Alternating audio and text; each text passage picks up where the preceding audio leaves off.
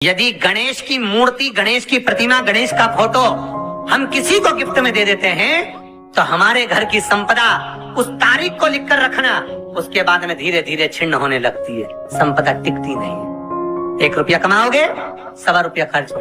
आंवले का वृक्ष दे देने पर लक्ष्मी, शांति छिन्न हो जाती है। उस घर में क्लेश मचना प्रारंभ हो जाता है, अशांति होती है। कुछ मांगने का भी तरीका होता है कि भगवान से हम क्या मांगे, कुछ लेने का भी तरीका होता है कि भगवान से हम क्या लें, कुछ देने का भी तरीका होता है कि हम दे क्या, हमारी प्रधानता क्या हो।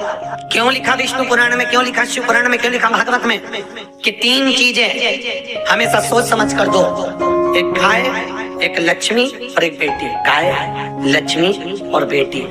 50 बार विचार करो, उसके बाद दीजिए कि हमें किसको दे रहे हैं। 50 बार विचार करो देने से पहले क्या क्या चीज, फिर से बोल दो एक बार, गाय, लक्ष्मी और बेटी।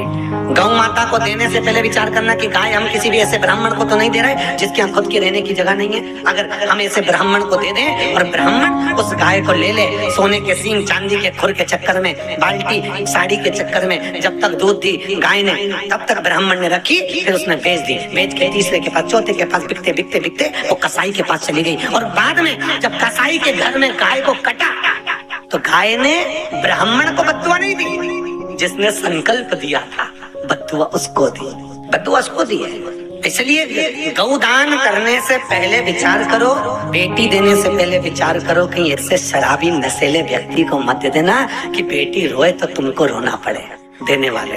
और लक्ष्मी देने से पहले विचार करो कि जिसके कटोरे में दे रहे हो ये कहीं मदिरा पान में, वेश्यावृत्ति में, जुए में, मांसाहार में लगा तो नहीं रहा।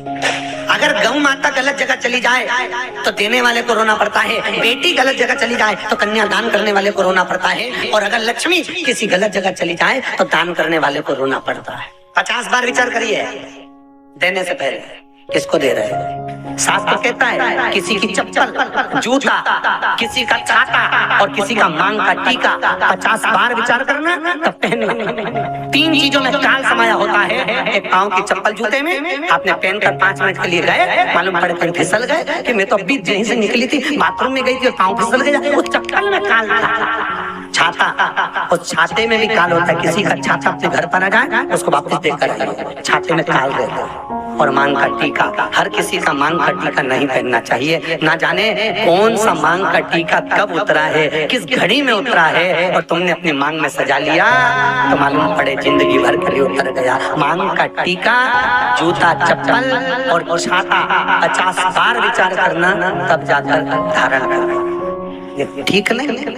इसलिए जब कोई मरता है या लोग किसी व्रत का उद्यापन करते हैं तो 2 चीजें जरूर देते हैं, एक छाता और एक चप्पल। पद में जाता है छाता जरूर देते, इसमें कारण